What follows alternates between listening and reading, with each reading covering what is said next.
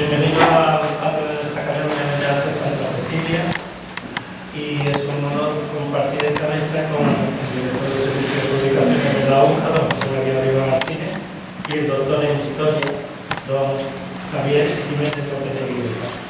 Actualmente profesor del Departamento de Historia, Geografía y Filosofía de la Universidad de Cádiz, adscrito al área de Ciencias y Técnicas Historiográficas, y centra sus investigaciones en estudios de paleografía, diplomática, codicología de la época medieval en la investigación.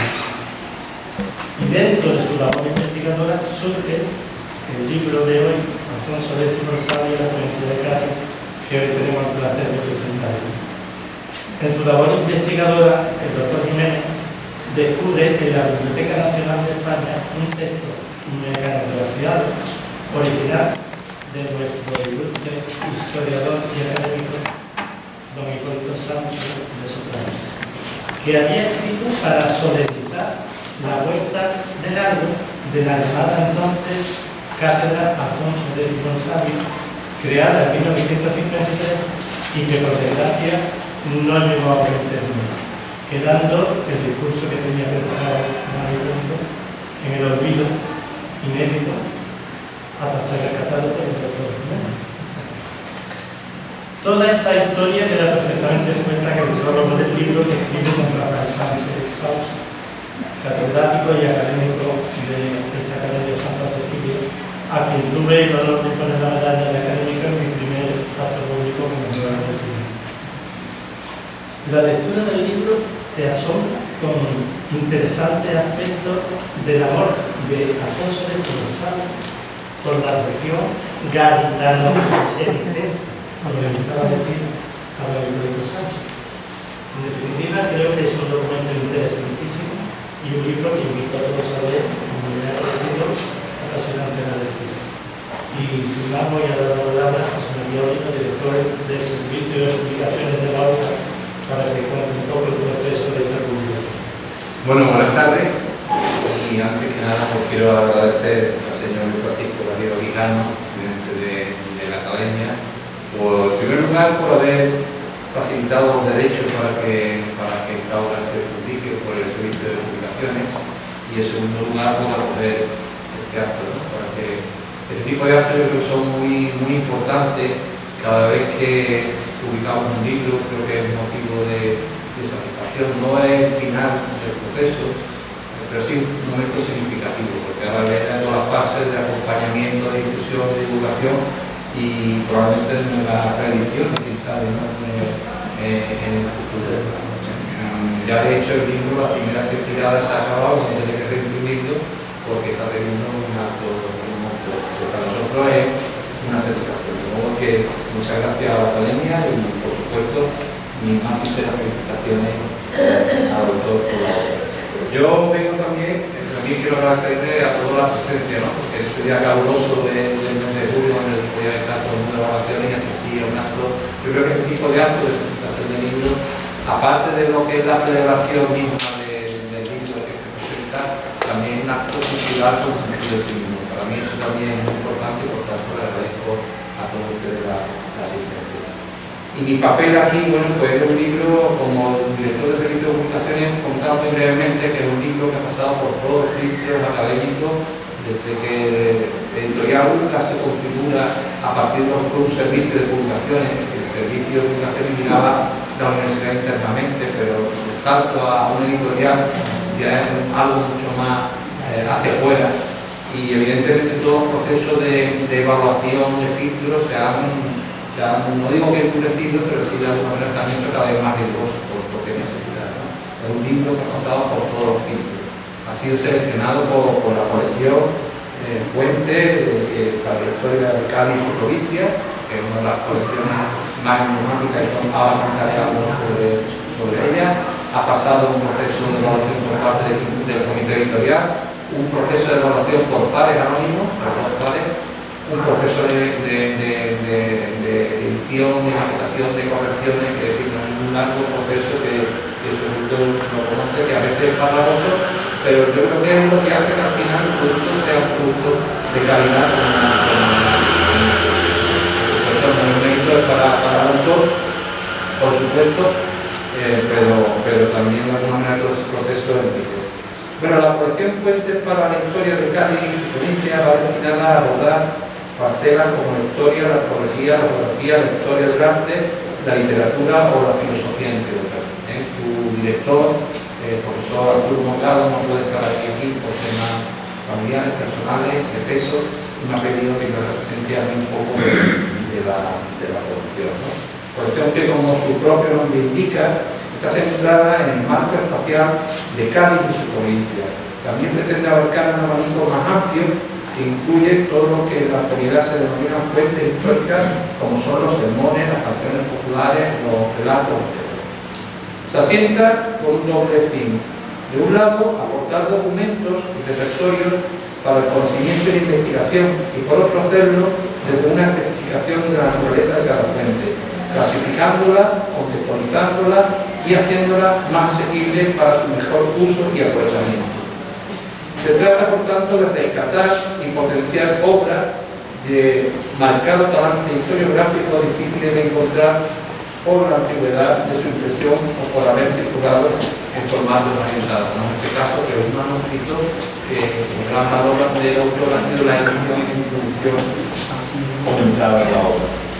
Fuentes para la historia de Cádiz y su provincia pretende ser un instrumento para la comunidad científica y conectar también con la ciudadanía, fomentando el conocimiento y la cultura. Para nosotros, el servicio de investigación es muy importante esta faceta no solamente académica de lo que es la institución universitaria de interior, sino también la labor cultural, humanística, artística, de difusión hacia la sociedad. Es un factor que consideramos muy importante. En consecuencia, es una colección que pretende ser útil tanto para el estudioso como también para los interesados en conocer la cultura, el patrimonio de Cádiz y su provincia. Bueno, este es el libro, el número 10 de la colección. Sería muy largo comentar otras obras anteriores y de alguna manera pues yo ya voy a pasar a presentar al autor. Él es Javier Enrique Jiménez López de Igleta, es licenciado en Historia por la Universidad de Cádiz, máster en Documentos y Libros, Archivos y Bibliotecas por la Universidad de Sevilla, es doctor en Historia por la Universidad de Sevilla, con la tesis titulada El notariado de San Lucas de la Alameda durante la Baja Edad Media, en la que obtuvo la máxima calificación posible de sobresaliente cum laude por unanimidad. También ha sido antes técnico de la Biblioteca Capitular de la Diócesis de la Sedonia-Jerez, donde desarrolló actividades de conservación, catalogación e investigación con fuentes bibliográficas manuscritas e impresas, cuya cronología abarca los siglos del siglo XII al siglo XX. Cuenta con una amplia formación especializada en sus temas de investigación a través de cursos, seminarios, jornadas, talleres, congresos, etc. Ha tutelado diversos trabajos fin de grado y trabajos fin de máster de alumnos del título de la Universidad de Cádiz. Ha participado en proyectos competitivos de investigación y también proyectos de innovación docente. Pertenece al grupo de investigación, concretamente a la historia y escritura de la escritura y del libro en la Sevilla medieval y moderna de la Universidad de Sevilla. Cuenta con numerosas ponencias y comunicaciones en congresos y eventos especializados y cuenta con una importante producción científica en la que no me voy a extender porque entonces no me daría tiempo para su intervención. Por mi parte, nada más, simplemente de nuevo agradecer a la Academia y felicitar mi felicitación y una sincera felicitación a los profesores. Muchas gracias.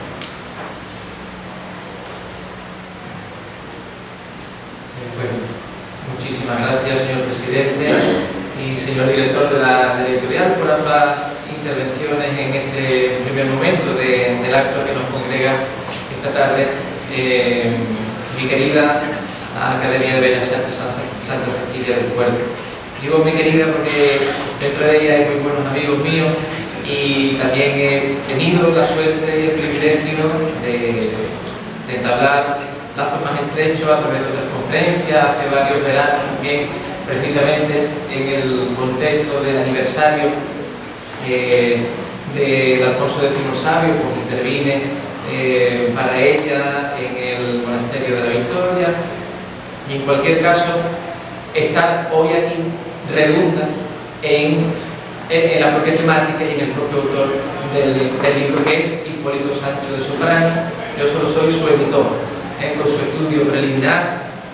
Y digo esto porque la Academia de Bellas Artes Santa Cecilia, además de haber mantenido a lo largo de su historia una relación con la propia familia Sancho Maggi y con él de forma particular, a su muerte le fue legado por sus hermanas los derechos de su obra como tal, y gracias a ellos y la amabilidad, entonces su antecesor y la anterior Junta de Gobierno de la que ella tuvieron, pues se ha podido llevar a cabo la edición de esta obra. Alfonso X el Sabio y la provincia de Cádiz,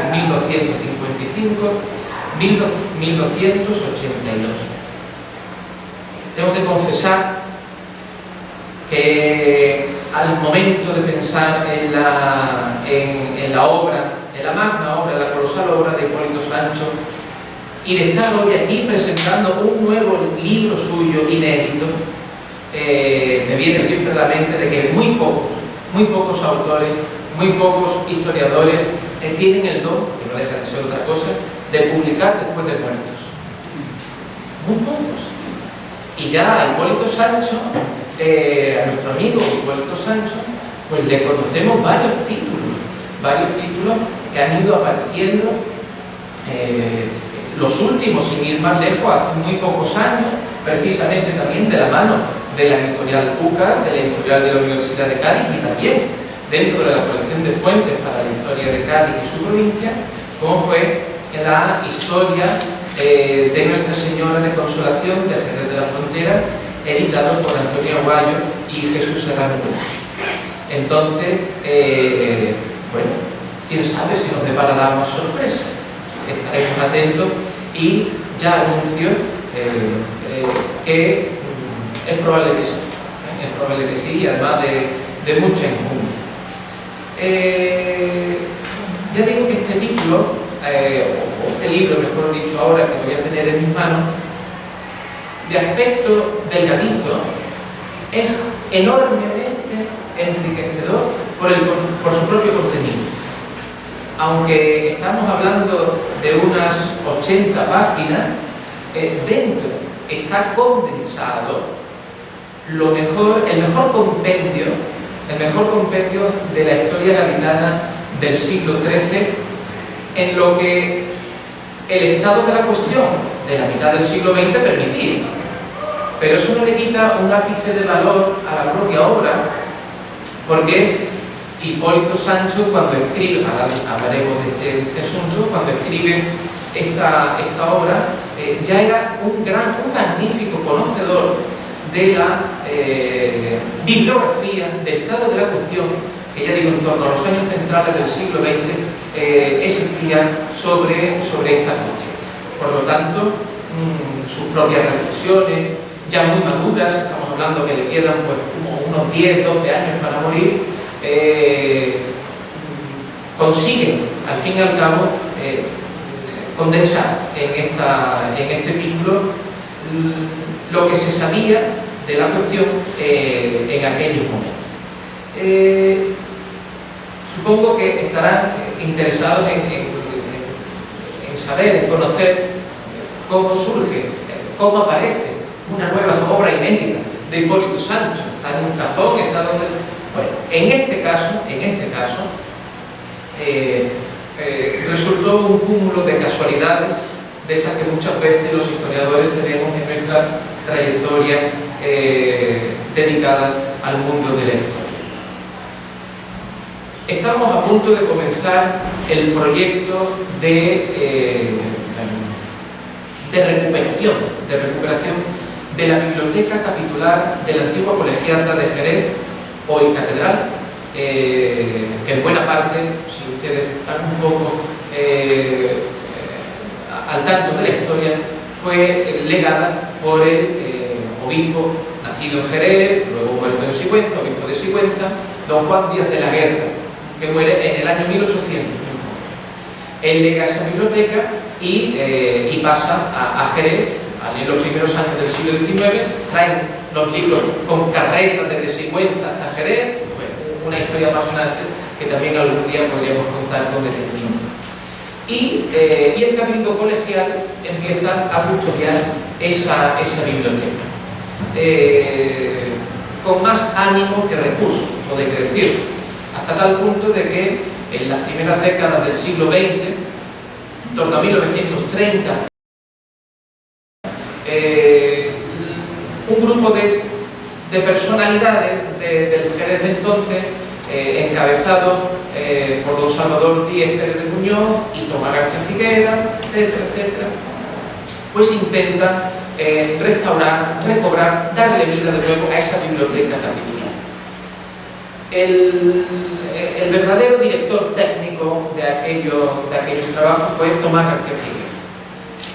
Y queriendo, como yo iba a ser contratado en aquel momento, se ha comentado en la presentación, como iba a ser contratado por la diócesis de Jerez en este sentido para la adecuación, catalogación, nueva catalogación y demás de esa biblioteca, antes de todo quería informarme bien de qué existía sobre los trabajos previos de catalogación que había habido. Y pues estoy en contacto con algunos familiares de don Tomás García Figuera, me decían que recordaban que entre sus papeles legados a la Biblioteca Nacional de España cuando murió, había alguna carta, algunos datos sobre esta cuestión. Bueno, pues hice una estancia de investigación en Madrid durante algunos días, algunas semanas, y en efecto sí, me traje algunas cosas de lo que hoy es el Fondo África de la Biblioteca Nacional, que es todo lo que él legó a la Biblioteca Nacional de Madrid. Y entre otras carpetas, estando yo una tarde, era final de año, del año 16, llovía a mares en Madrid en aquel momento, yo me encontraba en el centro, no recuerdo el puesto, pero de la sala de consulta general, de la sala María Moliner de la Biblioteca Nacional, y en una de las carpetas que traen pues aparece un mecanografiado con 2 grapas completamente ya oxidadas, y Alfonso X el Sabio y la provincia de Cádiz 1255. Este título no tiene que ser de Hipólito Sancho, de Tomás García Figuera, del propio Tomás García Figuera, porque es la propia, lo lees un poquito. Y al poco que paso, con la letra menudita de Tomás García Figuera, que yo ya conocía por la documentación que se había conservado en Jerez, con letras de Tomás García Figuera, digo, aparecía arriba en un margen derecho superior de una de las portadas, Hipólito Sancho Maggi. Y en efecto, allí mismo esa tarde empecé a leer en diagonal el manuscrito. Ya para entonces yo me consideraba buen conocedor de la historiografía de Hipólito Sancho, y yo ya sospechaba de que ese mecanografiado que había encontrado era absolutamente inútil.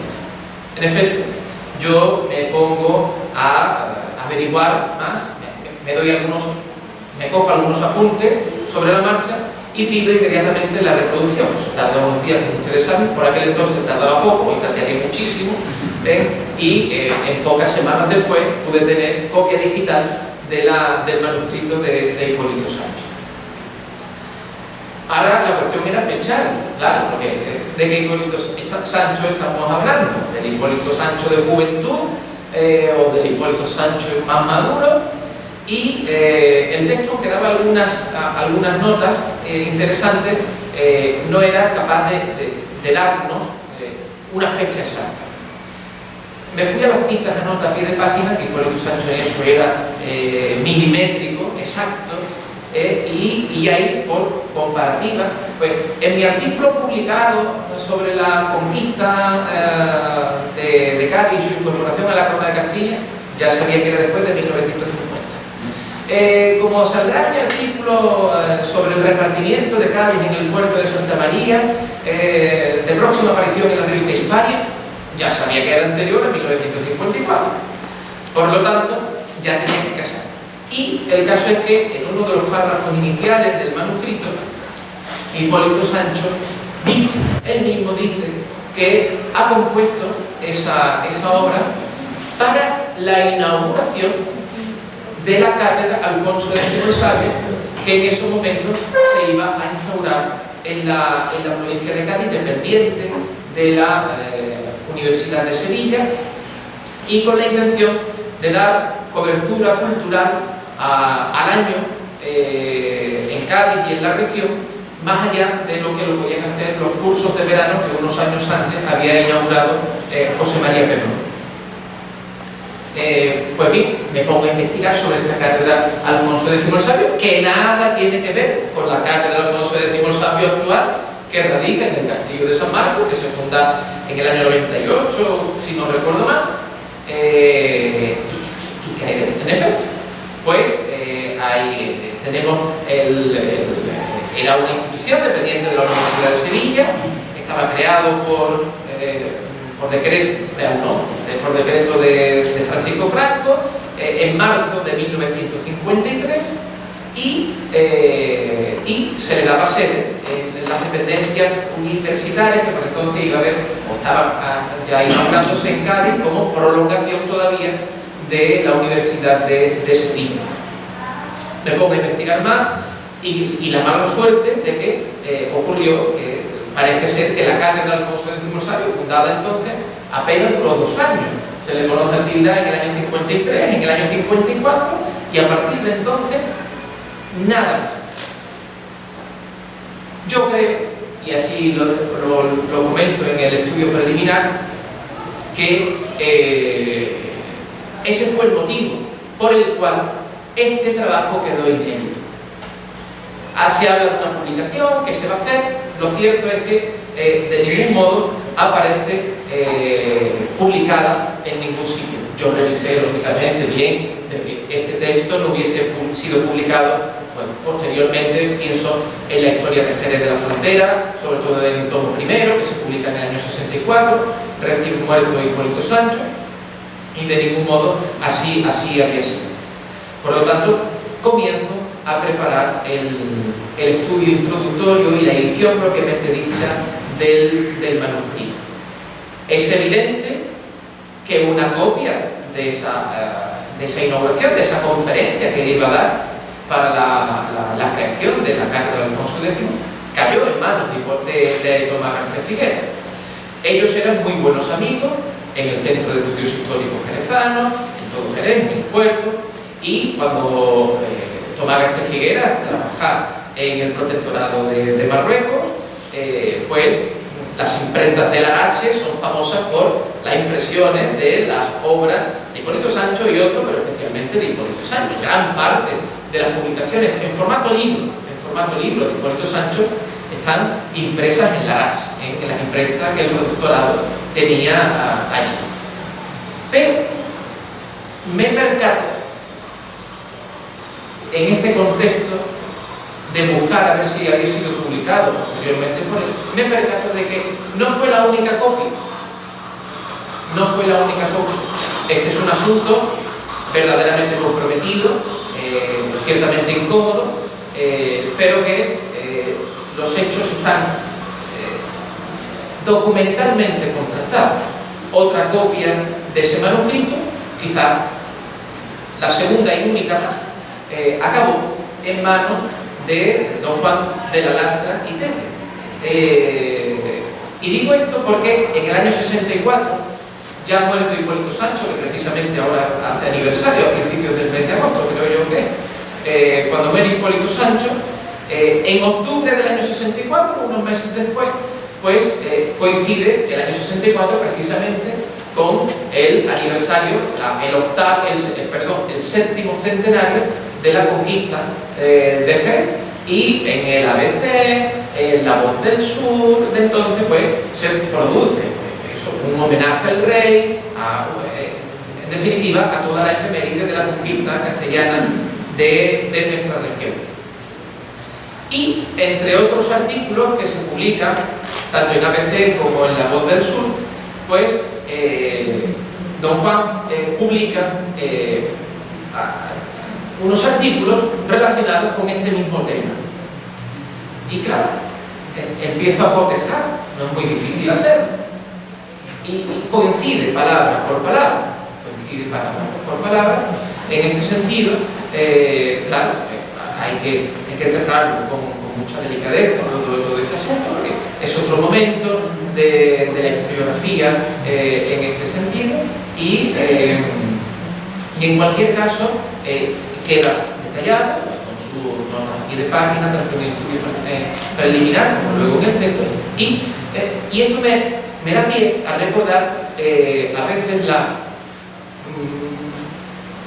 mala suerte, la mala compañía, los episodios extraños, los episodios comprometidos que nuestro amigo Hipólito Sancho tuvo a lo largo de su vida, desde su etapa de juventud. Recuerdo, por ejemplo, esa polémica tan agria en algunos momentos que tuvo con don Rafael Barguis Muñoz, y después posteriormente con lo que don Fernando Toscano de Puelle ya anunció en Bibliografía y Recuerdo de Hipólito Sancho, publicado por el Ayuntamiento de esta ciudad, o lo que don Manuel Rabina Martín en alguna ocasión ha tratado públicamente y otras en prólogos y demás, pues claro, concuerda efectivamente con esto que estamos diciendo. Pero esto no le resta un ápice de valor al hecho de que ahora estemos publicando la totalidad del manuscrito Alfonso X el Sabio y la provincia de Cádiz. Ni mucho menos. Al revés, supone incluso hasta una reparación histórica, si ustedes me lo permiten. Entonces, al haber quedado inédita la obra, pues era, creo que una ocasión, aprovechando además dentro de la editorial Lucas la colección de fuentes para la historia de Cádiz en su provincia, insertar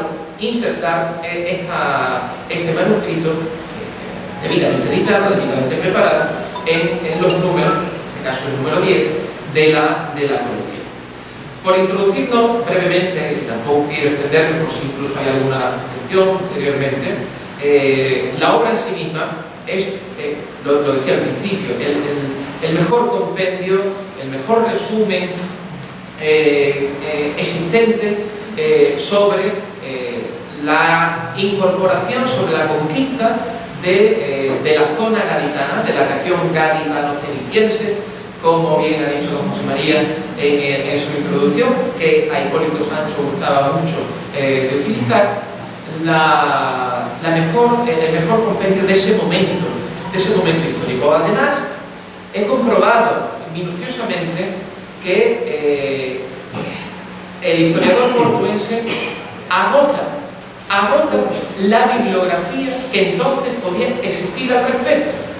Él hace un estado de la cuestión perfecto sobre los datos, sobre las obras, sobre los libros publicados hasta entonces, no solo de índole local, regional, nacional, sino internacional.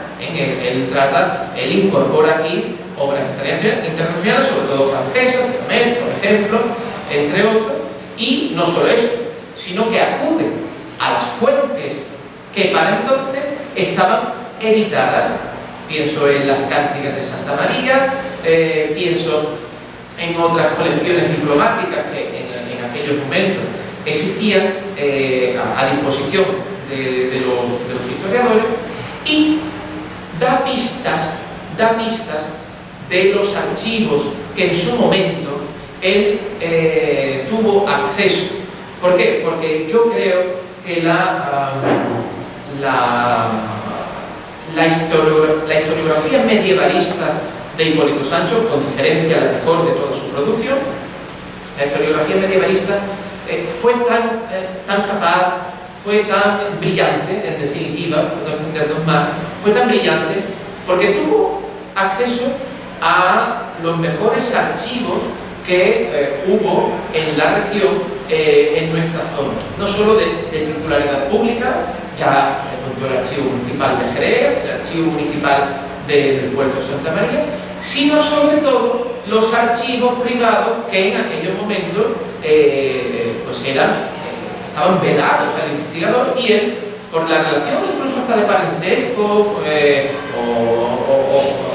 o de confianza que tuvo con algunas de las familias propietarias, pues pudo agenciarse, como digo, el acceso a él. Estoy pensando en el archivo del Marqués de Campo Real de Jerez, estoy pensando en el archivo del Marqués de Casamarga en Machuca, también en Jerez, en Calle Caballero, y otros tantos. Y quizá he encontrado alguno más, en el archivo del convento de Santo Domingo de Jerez, donde hay documentación de Alfonso X el Sabio. Por lo tanto, él tenía los mimbres perfectos para hacer esta obra, que por lo demás pues va elencando los principales hitos que en el siglo XIII, especialmente en el reinado de Fernando III y en el de su hijo Alfonso X el Sabio, se produce en nuestra zona, desde la incorporación, la conquista, las batallas, etcétera, etcétera, hasta la constitución,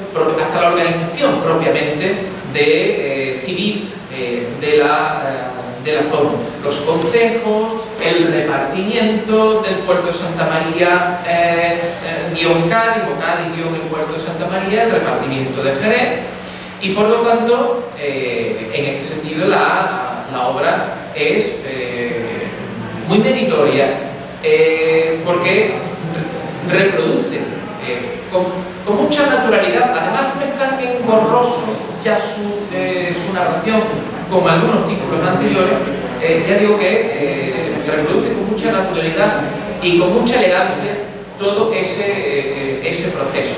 Se centra además en el mundo eclesiástico, para él tan predilecto, la restauración de la sede de Cádiz, los conventos que existieron de época medieval, sobre todo Santo Domingo y San Francisco de Jerez, pone en su sitio, además, sin pelo en la lengua, a la Merced de Jerez, que la tradición lo hacía también fundado en el siglo XIII, y él dice, señores, con documentos solo podemos hablar a partir del siglo XIV, y en efecto, así ha sido, por la redundancia, documentalmente contrastado en los últimos años por algunos investigadores que también en ese aspecto nos hemos dedicado. Y un capítulo para él igualmente querido, el de las Mariologías, habla de Santa María del Puerto, por otro nombre llamado Nuestra Señora de los Milagros, como a don Luis Suárez Ávila, tan querido por nosotros, y que en gloria esté, y que aquí recordamos en esta tarde, también gustaba decir, y Santa María del Alcázar, incluso Santa María de Barrameda, de la que no tenía yo ninguna noticia. Parece que también existió una imagen alfonsina de Santa María de Barrameda, que según lo he tirado yo del libro, terminó en Valladolid, aunque no la he localizado. En definitiva, lo mejor de Hipólito Sancho ya maduro, en un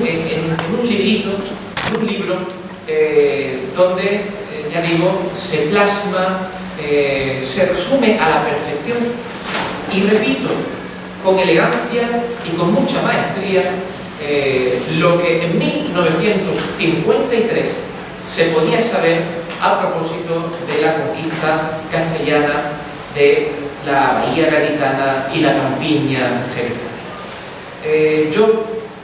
Mi intervención concluye aquí. Yo quiero agradecer enormemente a la Academia de Bellas Artes y a la editorial de la universidad por la acogida de este trabajo, augurando mucho éxito en sus sucesivos números de la colección, porque todos tienen un interés enorme para la historia de Cádiz y su provincia, y desentrañando, desvelando que probablemente dentro de muy poco pues podamos ver una nueva obra inédita de Hipólito Sancho, esta vez también relacionada con Cádiz, pero sobre el Cádiz del siglo XVI. Muchísimas gracias.